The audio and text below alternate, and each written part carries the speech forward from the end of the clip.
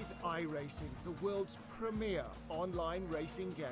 iRacing puts you in the driver's seat to experience today's newest form of competitive motorsport, virtual racing, all from your home PC. Race virtually in indoor series from NASCAR, IndyCar, IMSA, the World of Outlaws, Aussie Supercars and more. Take on legendary circuits like Daytona, Silverstone and the Nürburgring. Join iRacing's global online racing community and get on track today at iRacing.com.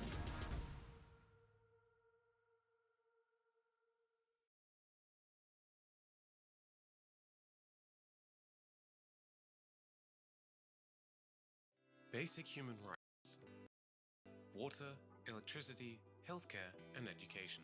But what if we don't have access to affordable infrastructure to support these basic rights? We are looking for a change, a better future for all. But without education and access to information, change can never happen. Welcome to IO Verified. We're not looking to just uplift and inspire our staff, but to empower and enrich the lives of communities, allowing small businesses to grow and build a future for themselves and enrich the lives of those around them. Join us today. Help us be the change and inspire the future.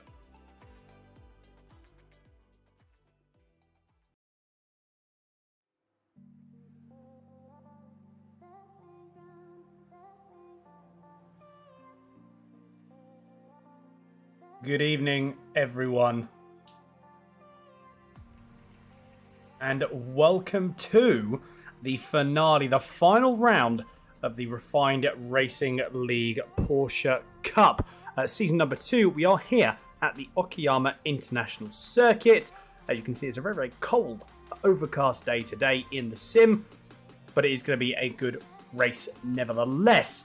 Unfortunately, the only thing we do have at the moment, a slightly smaller grid today. Is that going to detract from the racing? I personally don't think it will, but we'll have to wait. I'm sure we're going to have some very, very good racing still, as we always have done. A couple of things, a little bit of housekeeping to do before we get going. We've got 5 minutes left of practice, and then we're going to be going into qualifying and also the race. It will be a 2-lap qualifying for the drivers, and then it will be after that followed by a 30-minute race, as we have seen before.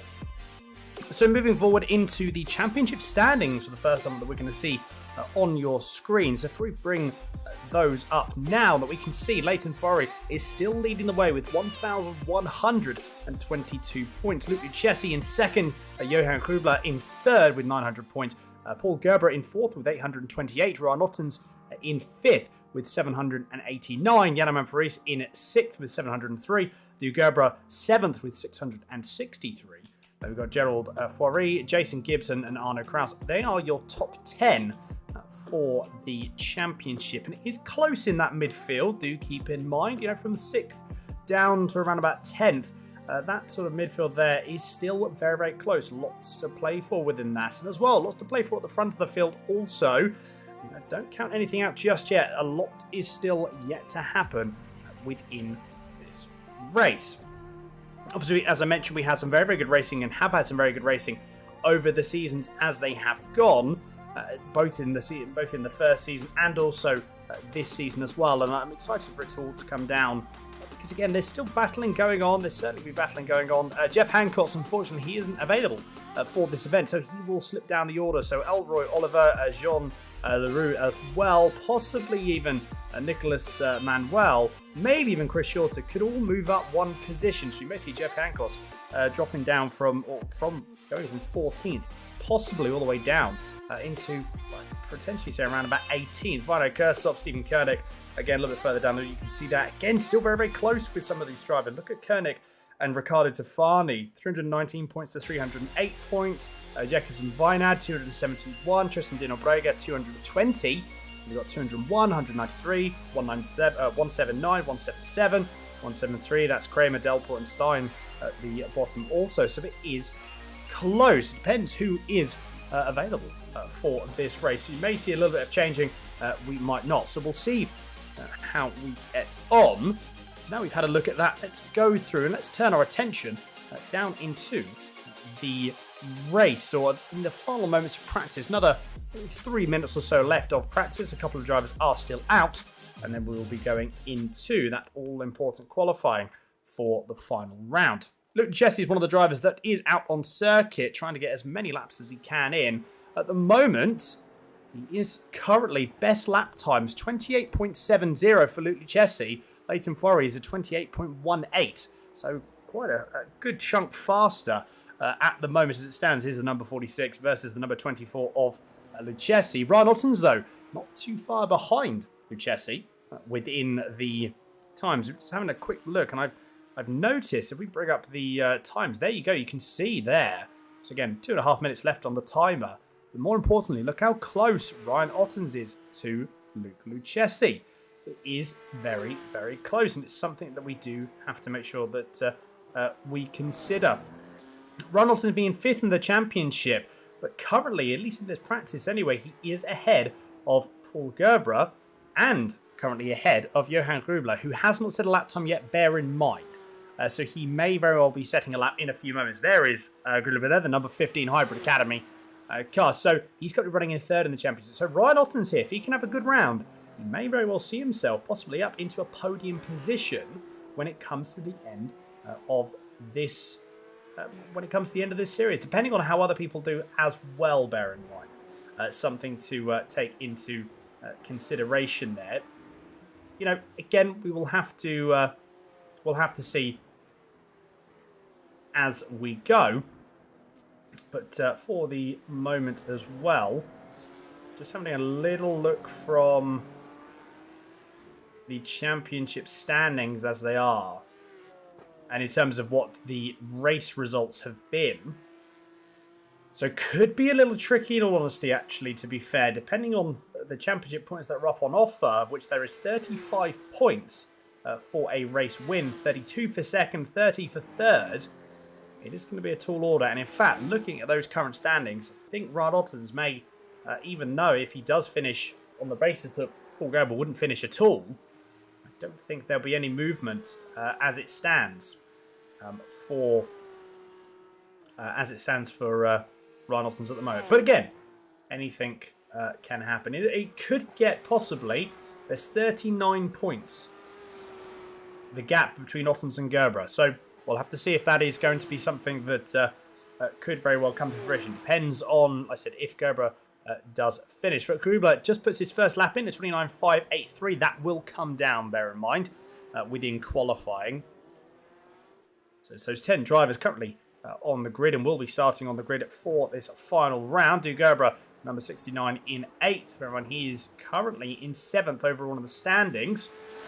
Got a little bit of a buffer ahead and behind him, around about 40 points ahead and about 39 points behind. But again, a little bit of a buffer there. There may not be as much movement as I initially thought when it comes to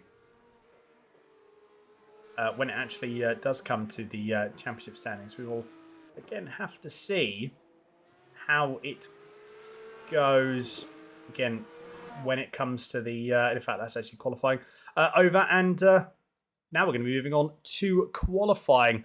I said lone qualifying, 2 laps for these drivers here. They will get 2 flying laps, and that is it. So your standard qualifying format. A couple of drivers are already out. We can see Luke Lucchesi making his way out. He wants to get some laps on the board nice and early, and I don't blame him. 10 minutes drivers have the opportunity to set a lap time for. They have so those 10 minutes. Whether we need all of those 10 minutes, though, that is a different story. We'll have to see if we need those. We'll have to see if we need that full amount of time for all of the drivers here. But everyone seems to be coming out on circuit. Well, Gerald Fleury and Yadaman Paris are the only 2 drivers still left in the pit lane. They may be seeing just sort of what times people are able to do, and then they'll be going out a tiny bit later on, perhaps. So once again, we'll have to see how that's. We will have to see how that pans out. Luke Lucchesi comes down into the hairpin of 5 through the revolver complex of 6 and 7. Getting on the power, it's deceiving how slow you have to go through turn number 7. Down into Redmond, turn 8. Again, nice and wide on the entry. Very, very good line. All that steer a lot, trying to get the car to turn around. The last complex of these cars, even though these cars are relatively small, they're not, and they're pretty nimble as well. It still feels like these cars are quite big for that last section of the circuit. But Luke Luchesi is going to be going on his first flying lap. That's why a lot of other drivers are on their first flying lap, or will be going on to their first flying lap as well. There is Paul Gerber, just coming through the final couple of corners. So everyone is now out on circuit. And currently Ryan Ottens has just come across the line to start his first flying lap. Where is Gerald Forey? There is Forey there. And he'll be going through down on the exit of 7. As the final complex, you can see again, just trying to get the tyres through some heat cycles, trying to warm them up. And what tends to happen in qualifying here is after the first couple of laps, maximum of 3 laps, your tyres are very much gone then. So the second lap, in theory, should be faster. It depends what people do in terms of if they try and attack the second. If they try and attack the second lap harder than the first, depending if they do get a banker lap in, there are lots of different things that can affect people's judgment when it comes to actually moving forward with these qualifying times. Before there, taking it nice and easy through 1, through into 2. And using about much of the circuit as he possibly can. Off tracks are relatively hard to obtain here. Not impossible, but a little bit harder than some tracks, such as Spa, for example. Down into outward curve.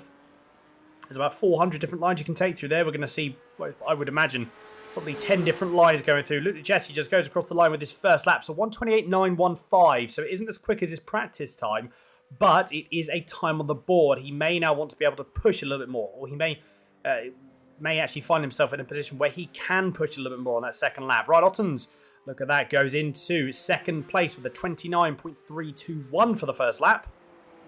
A couple more drivers going to be coming across the line. There's Du Gerbera. Leighton Forey goes on pole position, only by 0.2 of a second for this particular lap. And he will be starting his second run now. Paul Gerber is just about to come across the line. Now, his first lap time hasn't counted, though, interestingly enough. He must have had an off-track somewhere, so that won't be counting. And neither does Johan Grubler. His first lap won't be counting either. So not the best of starts in qualifying for both Gerber and Grubler. I wonder if, well, hopefully they'll be able to pick up some time on that second lap and get a lap time on the board. What does Gerald Forey do? He goes up into 4th place with a 29.7, and Yanniman Paris with a 1:30.134 goes into 5th. So it's close between that top 3. Half a second is separated, at least on this first particular lap. Chessie will be one of the first drivers to cross the line with that second run. And what is it going to be as he comes across the line? Is it going to be an improvement? It is indeed by 0.4 of a second. Luke Chessie goes up, and it is a 1:28.505. So both Ottens and Forey now have to respond to that, because Luke Chessie certainly is running the way. Again, was faster than his practice time. What's Ryan Ottens do? Ryan Ottens does go faster with a 1:29.019. Not into the 1:28s, but what can Forey do? He should be faster than his first lap. Is it going to be any faster? And it is indeed a 1:28.238. It's still not as... The gap isn't as big as it was in qualifying, but it is still a bit of a gap. Around about 2.5 tenths. 2.5 tenths of a second. So that's going to be interesting to see what happens. A couple more drivers still left to come across the line. Johan Grubler does not... He does improve for his second lap, but it's only good for a 29.82. A couple more drivers still left to go. Gerald Forey's just gone across the line for his second lap, and he does improve by 1 position. So he now moves up into P4, pushing Paul Gerber down into 5th. So he is able to slot with that 29.601. So again, 4th to 6th is pretty close. So let's keep an eye on that as well. 7th and 8th, Ruiz and Gerber, they're relatively close as well. 6 minutes have gone on the timer, so a little bit of time left before the drivers will be coming in. Where is Arno Kraus? He's just getting a couple of more laps in. In fact, I think he may actually possibly be Not too short of running out of fuel in a second. Depends how much fuel he has taken on board for qualifying. See, you can just hear a little bit of short shifting there, just trying to keep the car in check on that rear. Last thing he wants to do is to push the car. Again, you can just see there, again, a little bit of short. He may actually just be doing an in-lap as well, to be fair. Yeah, a lot of short shifting going on. I said just possibly an in-lap, perhaps.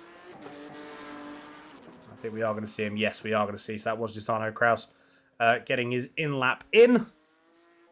Stephen Koenig, though, the only driver not able to set a lap. All 9 drivers are able to set some lap times on the board, regardless of what they were. Stephen Koenig was the only one unable to. So he did manage to get all of his... well, both of his laps in, but neither of them counted. So we don't actually know what the time is going to be for Stephen Koenig. We're not entirely sure what they are going to be with regards to his current pace. A little bit more time left on the... A little more time left on the board.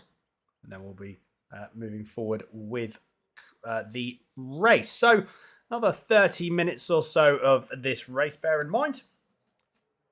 And again, it's going to be... I said these 10 cars, you may see the field spread out a little bit more than what we are used to, what we've seen earlier on in this series, again, just because of the current grid size. Although we have seen time and time again that isn't necessarily the case, and we do get proved wrong quite considerably when it comes to that. But again, we'll have to see how that goes.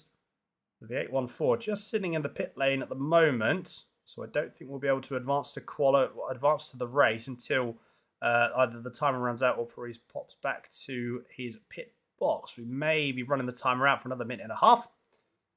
There was a couple of instances, actually. Well, we've got a little bit of time here. Let's have a look at... there was a couple of instances. Gerber was one of them. So this may have been one of the first... Ah, there we go. So that would have been what happened to Paul Gerber. Just clips the tyre barrier. Manages to avoid any significant damage, though. So that was one of the incidents. That obviously would have been... certainly wouldn't have helped the... There's Arno Kraus at the same corner going through turn 2. Williams.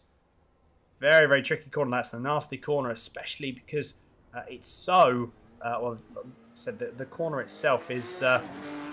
it's quite a long corner, surprisingly. It's deceiving how long turn 2 is. And you think it's going to open up, and it doesn't. It tucks in at the very, very last moment. Then we did have one other incident, which was Yana and Paris. This is going again at turn 2. So 3 different drivers there. That took a little bit of damage. Yana and Paris. There we go. So another 20 odd seconds on the timer, and then we will be moving forward to the race. So Paris, like I said, you can just see there is Paris there, just on the pit exit, but he won't obviously be able to get another lap in because there is only 8 seconds left of the qualifying session. And in fact, there we go. It ticks over, and we're going to get you the official grid results going down into this final round. And in fact, here it is. So there we go. There's your confirmation for Leighton Forry on pole position. Luke Luchesi second, Rod Ottens in third, Gerald Forry in fourth, Paul Gerber fifth, Johan Grubler in sixth, Jan Marie seventh, Du Gerber eighth, Arno Kraus in ninth, and then Stephen Koenig rounding out your top 10. That is your grid. Not the biggest grid in the world. That certainly is not a bad thing by any stretch of the imagination. That doesn't mean that we will not be having some very, very exciting racing here. A couple of drivers left to join the grid, and then we will be very much underway. You can just see there, it was actually interesting enough, it's the front 2 that currently aren't on circuit. Leighton Forry has actually just jumped on the grid. Luke Luchesi will be the one driver that would just... There we go. In fact, I think as if by magic, there he appears. There are all the drivers, 10 cars on the grid. Lights are just about to come on here for the final round, round number 4 of the Refine Racing League Porsche Cup season number 2. The lights are on and away we go. It's a really good start actually for Leighton Forry. He disappears up the road already. It's an even start as well for Luchesi and Ottens as they all come down into turn 1. Little bit of side-by-side for a brief moment there between Paul Gerber and Johan Grubler as they come down into turn 2. Everyone goes through. Does everyone get through cleanly? Seems to for the moment. Everyone managing to keep it in check, and minimal time loss from all the drivers actually as well, which is really, really good. Stephen Koenig has already made it 1 position. He's up into 9th. So he's passed down Kraus as they come down into upward curve for the first time.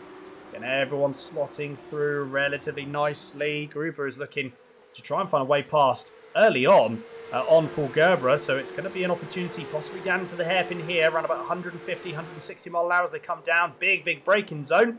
And there's a possible move. I thought, and Paris might be going up the inside, but Gerber manages to take that position back for, well, didn't think he lost that. He didn't lose that position at all, actually, to be fair.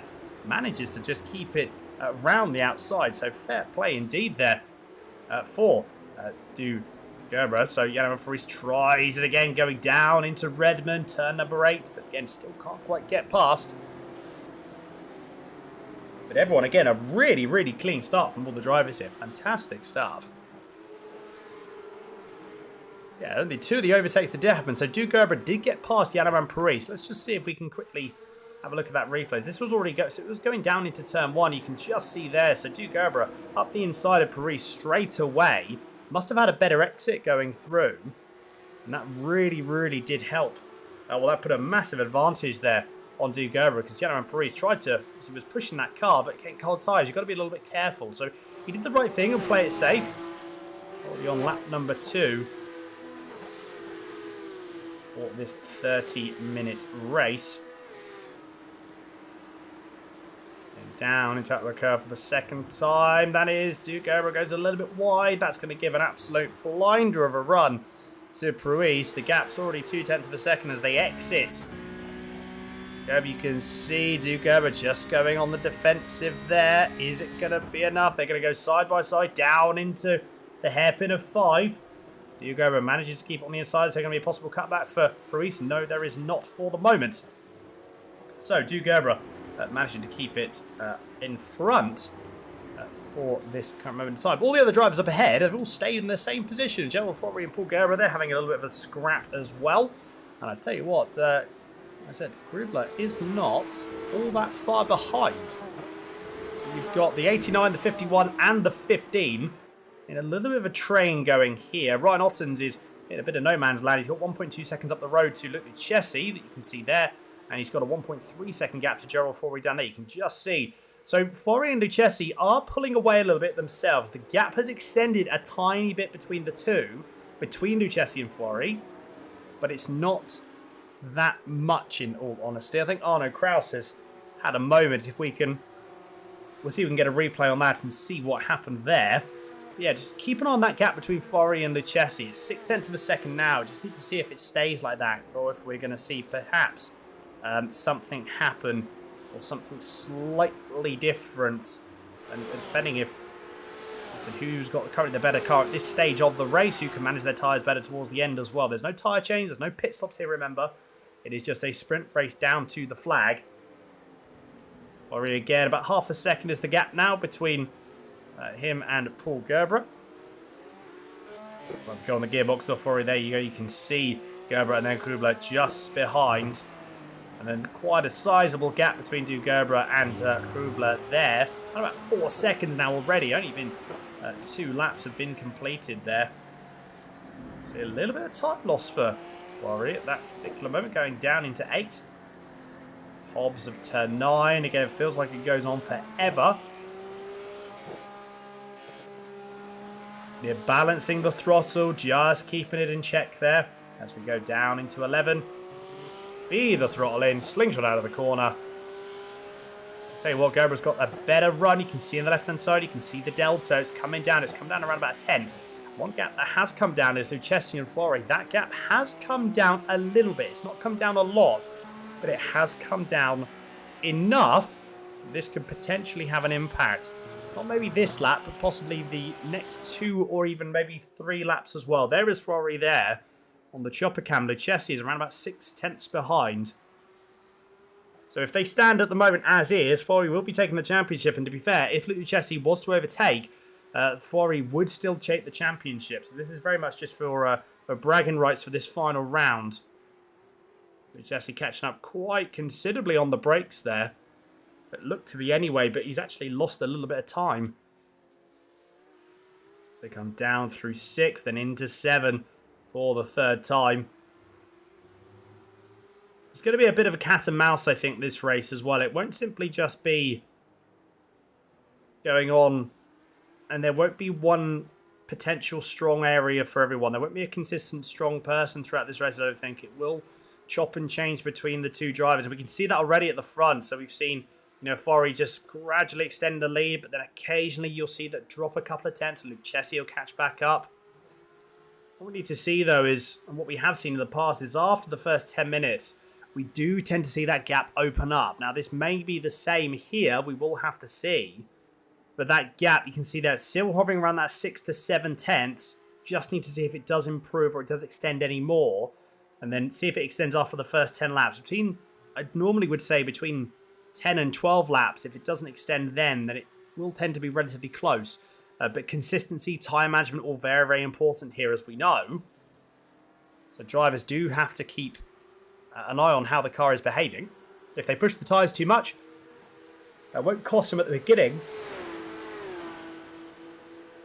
but it will cost them at the end of the race. And Aaron Paris is still relatively close to Gerber, so we'll keep an eye on that lap time, keep an eye on that interval there as well. Gap between Gerber and Grubler has extended a little bit between the pair of them, 9 tenths and then 7 tenths respectively.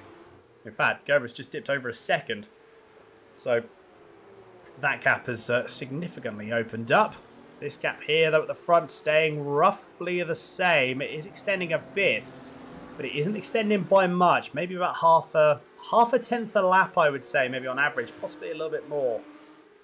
I wonder if Lucchesi is saving his tyres a little bit here. If he's saving his tyres, then, that's a little bit more time lost there. Again, can't afford those mistakes, unfortunately. Because any mistakes like that, it goes very, very wrong very, very quickly. And you will end up losing quite a considerable amount of time.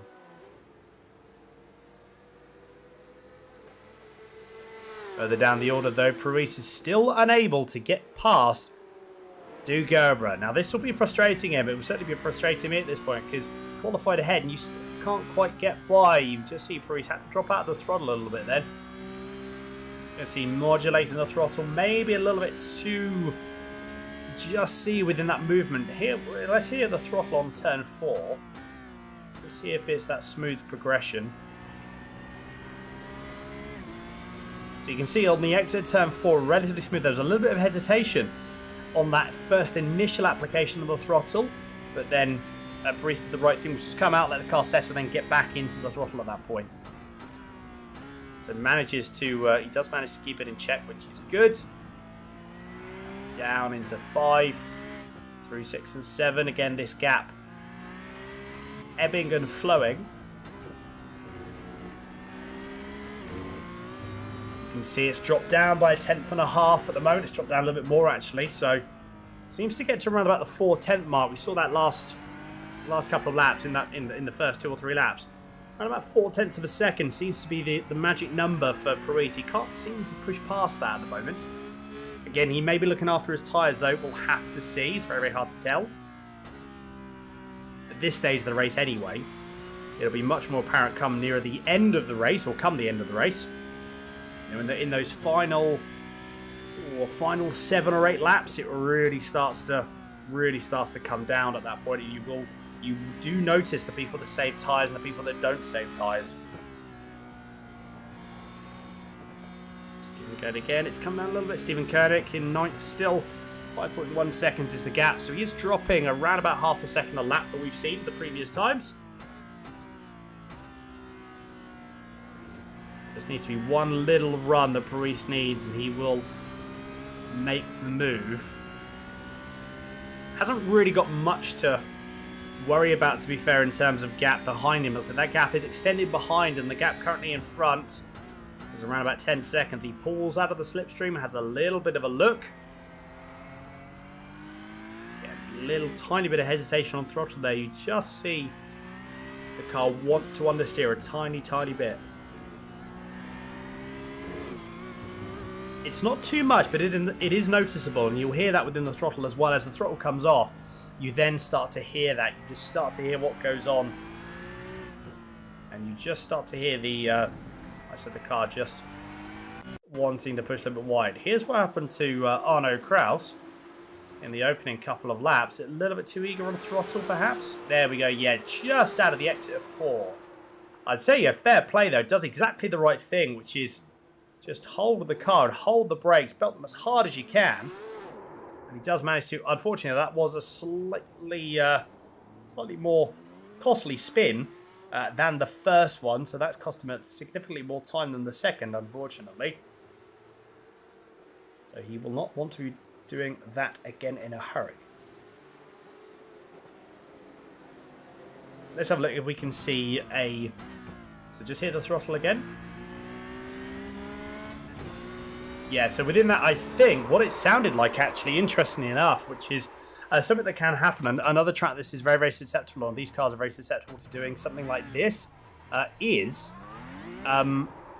actually Spa, because you go through Pouon, and there's a gear change in the middle sometimes. If you just take enough speed, you can get that gear change within, and it looked like the gear change just pushed the car over the edge, just pushed it past the limit of adhesion, which obviously was the main cause of that time loss. So a little bit of a shame there. There's been a couple of overtakes actually as well. So what's been going on here? Let's see if we can see what's going on. This between Paul Gerber and Jello Fori. So I think it may have been, perhaps, was there a little bit of, I think there may have been. Just quickly see if we can check that again. Yeah, a little bit of blinking. That was what that was. Apologies for that. Yano and Priest, though, has had a moment. What has happened to Yano? Oh, dear. That's certainly not good. That's really not good. Where's on the exit? That's on the exit of turn 2 again. Exit of turn 2. Just taking no prisoners today. Big, big shame there for Priest. Let's see if we can see what happened again. Yeah, just that little bit too much on throttle. It almost as well looked like potentially a little bit too much of steering lock as well. You just notice it within the car. If you have a look. So as we go through, just notice going into turn 2, have a look at the trap position-wise as it comes in. I think that's going to be, it's going to give us the wrong camera angle. Yeah, it gives us the slightly wrong camera angle. So we have a little bit of time. So let's just see if we can see it once more. Yeah, so a little bit wide on entry and just that little bit too much steering lock as he goes in to the corner. That'll be costing, unfortunately, the most time. There is still battling going on though. Tell you what, let's have a look at this between Gerber, Fori and Hubler. Hubler's got front row tickets here. This is the battle that's cracking on at the moment. Yeah, Paul Gerber, just at this moment in time, is hanging back. I think he has got the pace to be able to challenge for...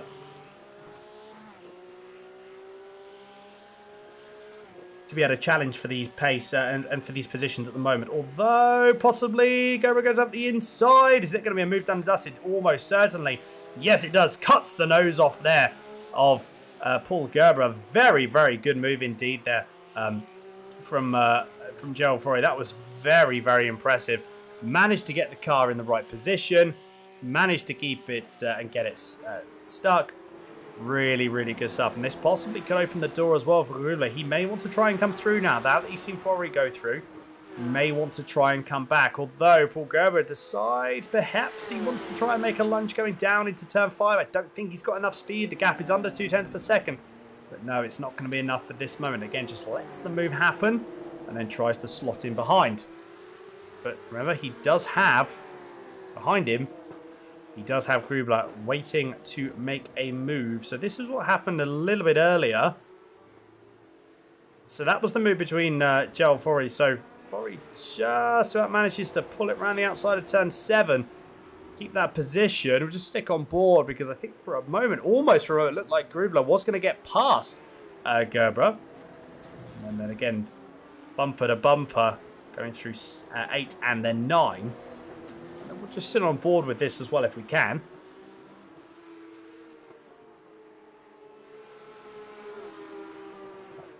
Is there a little bit of a wiggle possibly? Possibly of oversteer. Yeah, so a little bit must have had to get out. I reckon Paul Gerber had to get out of the throttle then. And Fori needed no second invitation. In all honesty, that was it. Done and dusted. There's a little bit of fighting going on. Gerber didn't want to give the position up that easily, but Fori had the line there. Always had the line there, so that was always going to work. But fair play again. Really, really good race and respect from all of these drivers here. Very, very good move indeed. Right, let's go back to your live pictures. And it is still close between both Fori and Gerber. These two aren't wanting to give their positions up that easily. No defensive, though, there from Fori at the moment. Again, maybe he's just sort of letting the positions happen and trying to get the timing right on the position. We're already halfway through this race, bear in mind. Just ticked over halfway through, in fact. 14 minutes remaining for round number 4.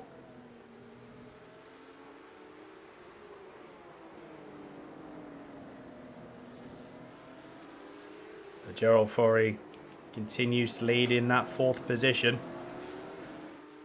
Will Gerber hot on his heels, then Johan Grubler dropped a little bit of time, but he's brought that time back.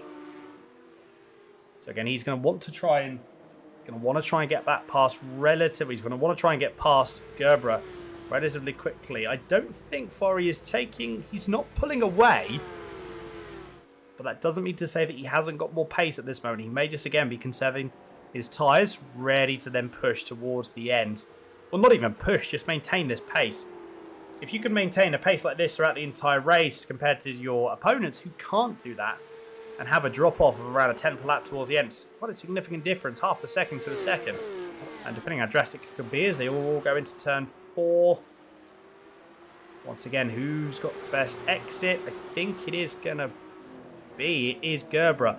He has got the best exit, so Gerber seems to be strong on the exits here. He knows how to hook the car up at the rear. You just see, you can notice on their delta. Have a look at the delta here. So going in, look at the gap. It extends ever so slightly, as we see. Yeah, so you can see where it does extend. So Fori is able to carry more speed through the corner. You can start to analyse everyone's driving style here as well, actually, if you are looking at it. So you can see that Fori really drives the corner, drives the car into the corner. He carries speed through. He tries to carry as much speed as you can.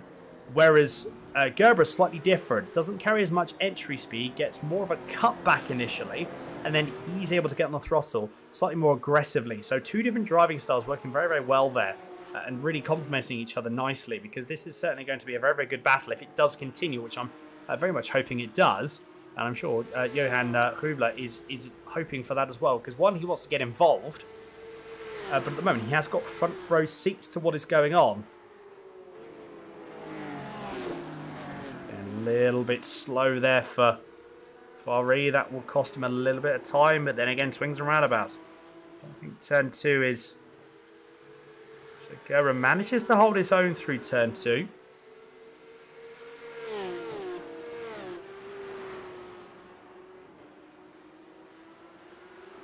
Yeah, just needs to keep the car in check. Gaps come down. It's 0.3 of a second now. Grubler, I thought Grubler would have the pace. But again, he's around about 0.7 off of Gerber now. Oh, a little bit of a lock up there for Fori. That's cost him quite considerably there. We're going to see a possible move from Gerber. No, we're not, though, but that's all it's needed. That is it. Bumper to bumper once again, and that's going to break. You can already see Grubler. It's dropped him down. It's dropped that gap down between about probably 1.5, I would imagine. Maybe even 0.2. So that's already come down. This could very well become a three-way battle again very, very quickly. But Fori has to defend, or he's going to have to try and defend a little bit harder from Gerber, who at this stage of the race does seem to have the pace to over... It's a tricky one. I think they both have very, very good pace between the pair of them. That gap's coming down. It's probably going to be around about 0.3 before they enter into turn 1. That's a brave lunge. The best of times, brave lunge. We see not quite there. A little bit wider from Fori, though. That will cost him a little bit of time. Again, it's all these swings and roundabouts. It just ebbs and flows constantly with these guys. It is just 1 minute there's a 10th gain, another minute there's a 10th loss, and it is just constant movement within the timing, which is great for us because we can't anticipate what's going to happen. We can speculate, and we can make an educated guess, but we simply don't really know generally what is going to happen. Like I said, we can predict as much as we want, but that doesn't mean all that much. I thought Gerber was just about. We were just about to switch over back to the Gerber and Flory because I thought there was going to be a move there on the cards.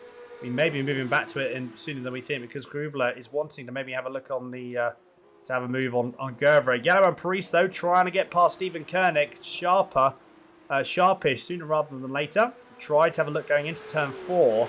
Unfortunately, though, it wasn't fully committed. So once he recognised that it wasn't committed, tried to pull back to the inside, or sorry, back to the outside to get the run. It was just a little bit out of sync, a little bit out of sorts. That's a bit of a send there for Yanaman Pruis on Stephen Koenig. That was a massive send from miles back of what it seemed. Pruis does manage to keep it all in check, though he does manage to keep going. So fair play. What an absolute blinder of a last-minute send that was. It managed to make it stick. So certainly fair play indeed. Moving back now to the battle that we really want to see. It's even Stevens now, you can see on your screen. It's on the timer tower. There's a couple of tenths in it, though, difference. Although Gerber goes a little bit slower on exit than he would have liked out of turn 2. Could this possibly open up a move for turn 3? I don't think so. I think Grubler might even just get the cutback. You can see there the cutback happening really nicely. That's what I was talking about between turn number 4. There's a few different lines. See how wide Gerber goes. Grubler doesn't do that. Grubler instead gets a cutback line. He's able to keep the line a little bit shallower.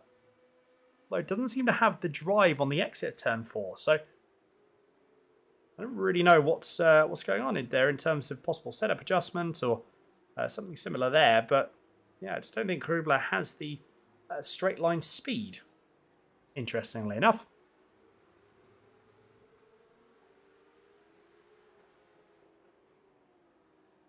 No matter though, as they come down into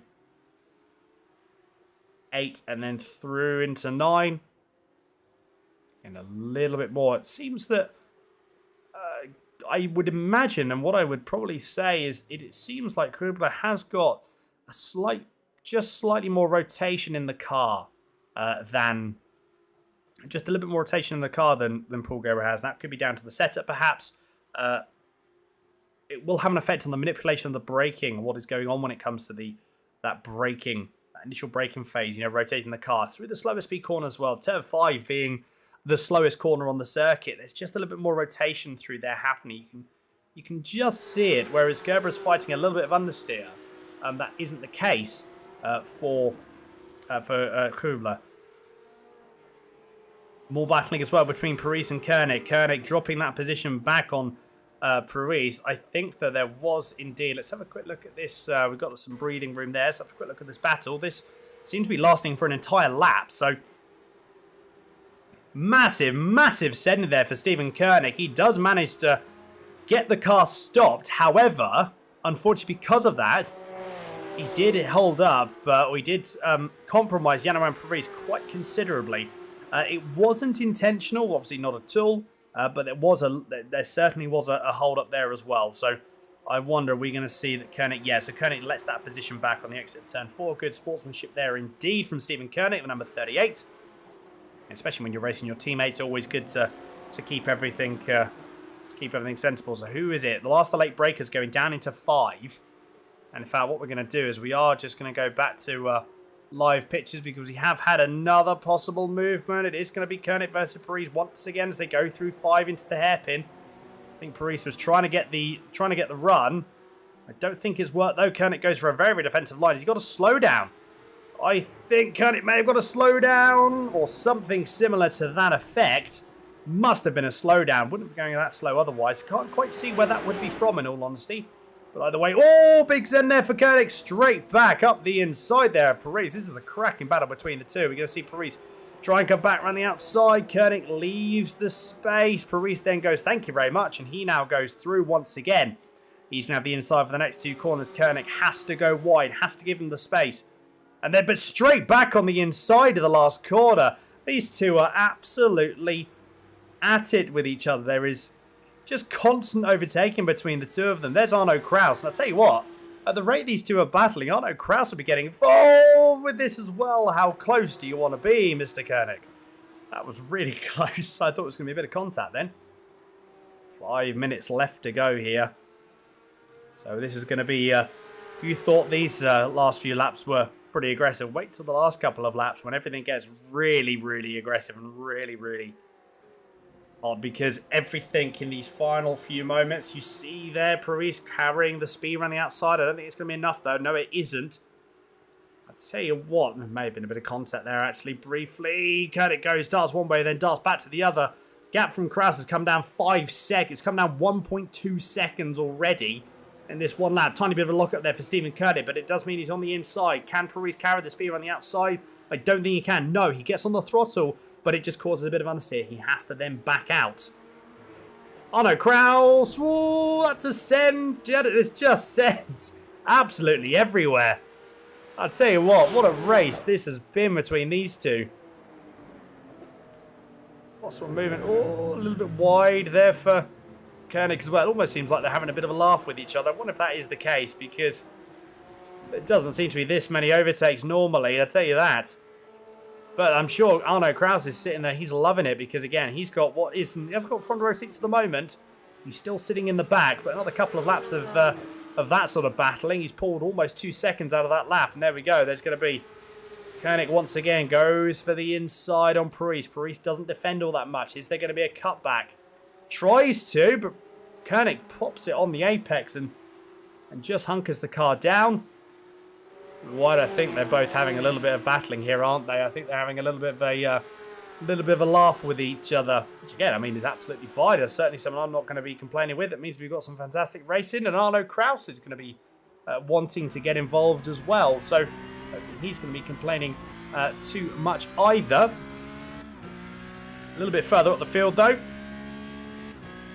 Ferrari, Gerber, and Grubler all still battling roughly in the same positions, almost identically in identical positions in terms of time between one another as we left them around about. What was that? That would be probably 2-3 laps ago now. Coming into this final stage, there's another overtake between Paris and Koenig. And this is just always been this is bringing in Kraus even more into the playing field. And I think Arno Kraus. Oh, I think Paris has had a moment. He has gone off. We'll get a replay of that in a second. But is there going to be a potential move for one of these guys? Gerber, he is close enough to make a dive. He pulls out of the slipstream. He makes the dive going down into turn 5. He locks up though. Does he keep it in check? It's going to be close. He is going to have the inside for turn 6 and the inside for turn 7 as well. And he has another lockup. That's going to cost him 1 position, possibly even 2. As we see Fori go back up the inside of it, but he holds it around the outside. There's a bit of contact between the two. Oh, that was close. That was close. I was surprised there wasn't contact earlier. But Fori, unfortunately, was the person that lost out from that. And another lockup from Paul Gerber. Massive lockup. That is it. Tyres are overheated at that point, and that is him out of that particular running there for, it's a shame, 3 different lockups. And the problem is that just overheats the tyres massively there, and as soon as you try and push the car, tyres go nope, and unfortunately do just give up. So big shame there for Paul Gerber. He was really having a good old scrap there with both Fori and Grubler, and all inherently Grubler has now inherited that 4th position after all that. So yeah, I don't think he expected that a lap ago. Now all he needs to do is stay in front of Fori. Now Fori doesn't have anyone to he has Grubler to tow off of, but Grubler doesn't have anyone to tow off of him, so he's going to be at the back foot, or on the back foot, I should say, into these final couple of laps. But he only needs to survive for 1 more lap after this, I would imagine, because the time will not be counting down. There's 50 seconds left, and once he gets to 30 minutes, that is it, done and dusted. And Luke Lucchesi, he will be able to finish this lap, I would imagine. Leighton Fori will be able to finish this lap, I would imagine. Yes, he will indeed. So this is it. This is going to be the white flag lap. Sorry, this is not the white flag. Next lap is white flag. 30 seconds to go across the line. He goes down into the last corner of, aptly named last corner. Corner number 11. Where is Barney waving the white flag? I can't actually see him. In all honesty, I wonder if he's just waiting for that timer to tick down. Then we're going to see him start waving furiously. 8 seconds left to go here. And then we may very well see Barney waving the white flag. That is it. Timer done and dusted. So that is your laps. That is your, this should be, in theory, the final white flag lap. And what a fantastic race it's been for Leighton Fleury. And again, he's only got another little bit of time to go, and then he will be securing that championship victory. So fair play indeed. Fair play indeed. Down into 5 for the final time. Gap is unfortunately, well, I say unfortunately. Fortunately for Rubler, the gap has opened up. Unfortunately for Fleury, the gap has opened up between the two. So not ideal for Fleury. You know, he was running in P4, and yes, he did. He has now only lost 1 position after the incident that Paul Gerber had, but still that will be frustrating for having that position to hand for so long. That's going to be a possible move. I'm sure I heard a spin of some degree or a spin of some sort there. Almost sure I did. Out of the corner of, I just heard something. Don't think it would have actually been though. Either way, we'll have to see. This is going to be, I think, Leighton Fleury. There we go. Checker flag is waved, and there it is. Leighton Fleury taking the final race win here of number 4, round number 4 of the Fine Racing League Porsche Cup season number 2. What, again, another dominant performance. Not the most dominant performance we've seen from him.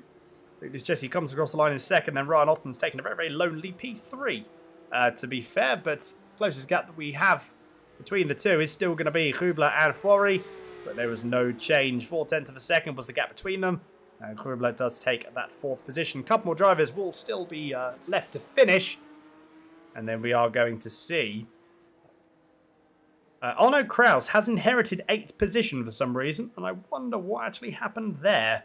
Let's see if we can have a look at what goes on. Oh my goodness, a lot has gone on.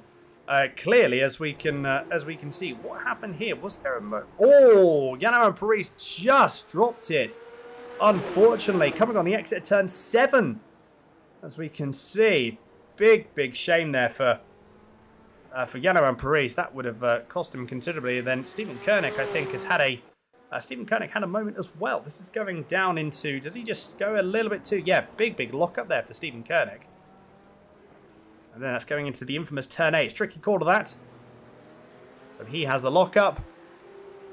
And then perhaps he goes a little bit wide. Maybe a little bit... slipstream, you know, maybe a small spin perhaps. By the way, he finishes. Unfortunately, he finishes in 9th. And Yanaman Paris finishes in P10. And there we go. So full results are going to be coming up on your screen in a few moments. Bear in mind these are provisional positions. And there we go. Leighton Fleury taking that race win with Luke Duchesne in 2nd. Ron Otton's 3rd. Johan Rubler in 4th. Gerald Fleury in 5th. Paul Gerber 6th. Du Gerber in 7th. Arno Kraus 8th. Stephen Koenig P9. And Yanaman Paris in P10. So that is your race... all done and dusted for round number 4, and that's indeed the series all done and dusted. So we are going to take a very short break. We'll be back in a few moments, so don't go anywhere, stick around. We'll be back for some interviews.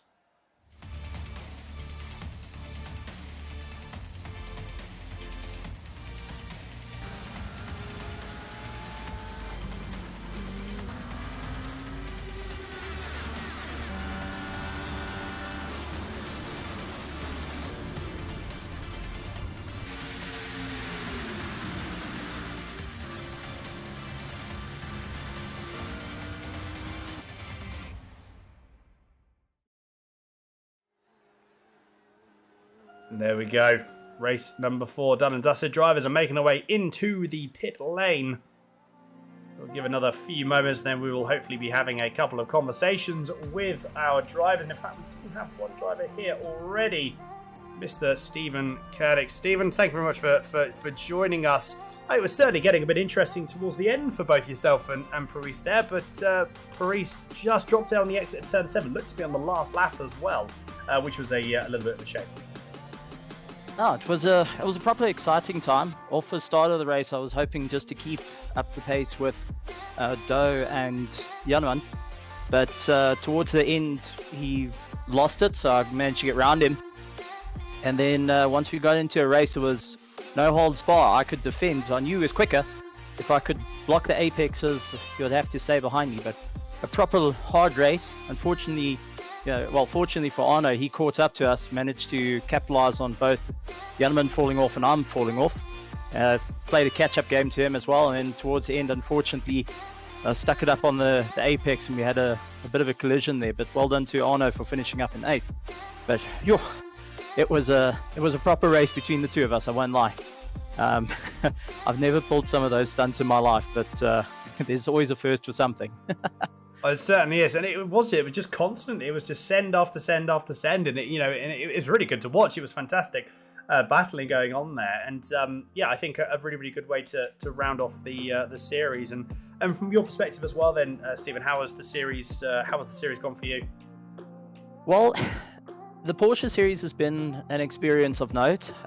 If I have to take away from everything, I'm glad that we managed to have a good race towards the end. Yes, a smaller field, but some great racing all around. The Porsches are inherently very, very tricky cars, and I was originally not even going to do Season 2. I was fed up with the car after Season 1. And my teammate said to me, no, come, you've got to give it another try, make sure that you can get it to the end. And we managed to race it all the way through. Otherwise, looking like a crinkle cut chippy at one point, no bonnet at the next point, and towards all of this, I thought I got away with no battle scars, but a broken headlights, that's one way to send off a car. But I got to say, for anyone that's looking to challenge themselves, this is definitely the series to do it. Having the fastest drivers, or some drivers in SA taking each other on in a car that's no setup, no grip, no ABS, and no choice if you go and lose it. That's for certain. There's no saving it when it all goes.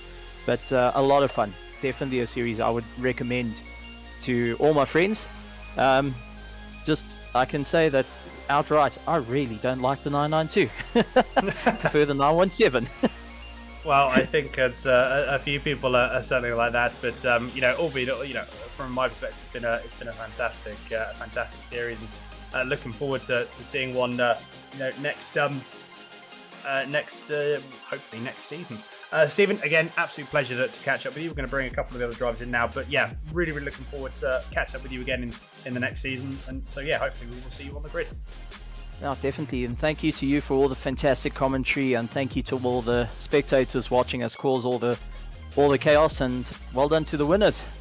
Next time, hopefully I can beat them, and I got my top 10 eventually. It just took me 10 cars to get there. No, absolutely, good stuff, Stephen. Very well done again, and we'll catch up soon. Cheers, bye.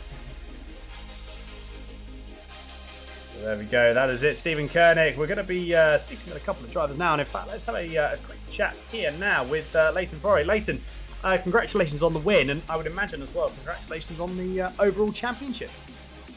Yeah, thank you, man. I wasn't expecting Lucchesi to give us that much pressure in the beginning, but he did, and it was a good race for us. We're just speaking about out of, I think it's near to an 8 or something, we both lost the rear end, and it was very hard first few laps, but from there we just took the running and got some rhythm in. Absolutely, as you said, I think that the pressure that Lucchesi was giving you early on, really, really good. I think it was around 7 or 8 tenths of a second, throughout the first 9 or 10 laps or so. And so I think again, it's really good to see the field getting closer and closer, and hopefully as well going into the next season that may be even closer still.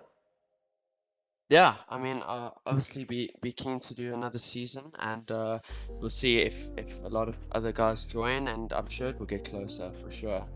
And I can't wait for that. No, perfect stuff, and really, really good to see. Even though it was a slightly smaller grid, still some fantastic racing. So overall, really, really good stuff. Quick one. Anyone wants to give a shout out to Leighton before we let you go? Just to my dad, who motivated me to do this series, and it was a load of fun. So I have to thank him. But everyone else, just everyone who's watching, all those people who are watching and everything, just thanks for watching, and I hope you enjoy it. Lovely stuff. Leighton, pleasure as always, and hopefully we'll catch up very, very soon. Cool. Thanks, man. Take care. There we go. Leighton Forey for the race win and also championship win as well. Now, going forward, dropping now to Luke Chessy. Luke, congratulations on another podium for yourself. Leighton was actually mentioning it there. Really, really solid driver. That start of the race, absolutely. It was neck and neck between you guys for a long, long time. Probably the first 8 to 10 laps. Yes, yeah. Then I overcooked it somewhere, and then he got a bit of a gap. It's amazing, I isn't it? damaged the tires. So it took a couple of laps for them to, get back in the window again. And then we were trading, quickest laps for a while, and then I made another mistake, also braking quite late. But I mean, he was pushing hard, and I was pushing hard, so it was a tough race. But look, I mean, he had the pace, yeah. He had that 0.1.15 on me, so I needed to go find that somewhere. I was about to say, moving forward as well, is there anything you've noticed that where you can find that additional bit of time? I think it's just about doing more laps, just to find that extra tenth or two. So I think that's just what it's about. It's just about practice. No, certainly so. Well, hopefully again we'll be seeing you for some more practice. Hopefully in the next season, which all being well, season 3 will be around. Sure. Yeah, look, I think the next season's tracks are going to be quite nice for racing. It's all the American tracks. Nice. Like there we go. Kota and Watkins Glen, Laguna Seca. So that should be quite fun. Absolutely. No, as you say, that should be very, very interesting. Very, very interesting indeed. So, but Luke, no, fantastic to catch up. And as always, anyone you'd like to give a quick shout out to? Just anybody who's watching. Hi. Fair enough, short and sweet, like it.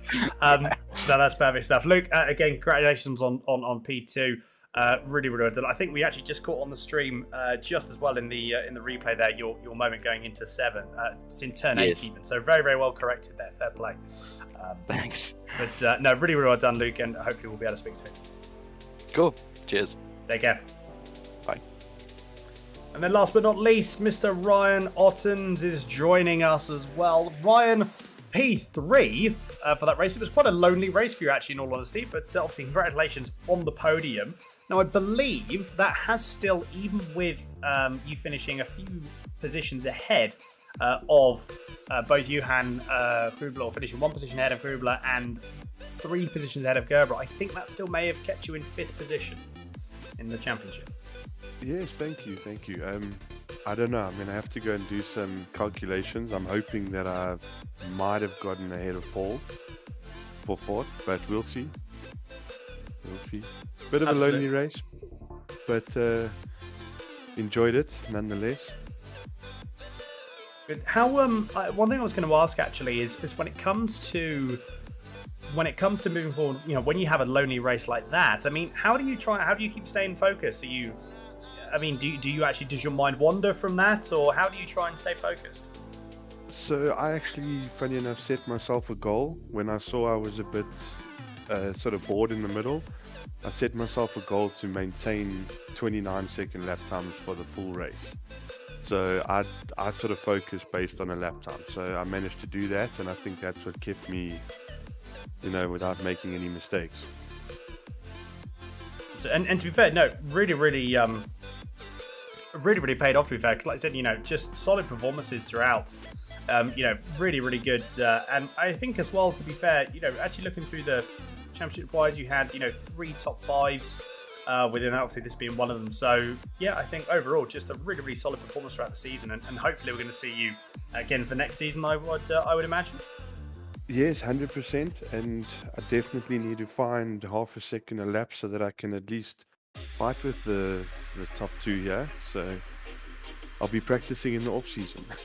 Absolutely, and we certainly look forward to catching up with you next season. But before we let you go, Ryan, anyone you would like to give a quick shout out to? Just thanks to obviously you guys for everything you've done. Refined Racing, Doe and Paul, great show you put on, so thank you very much.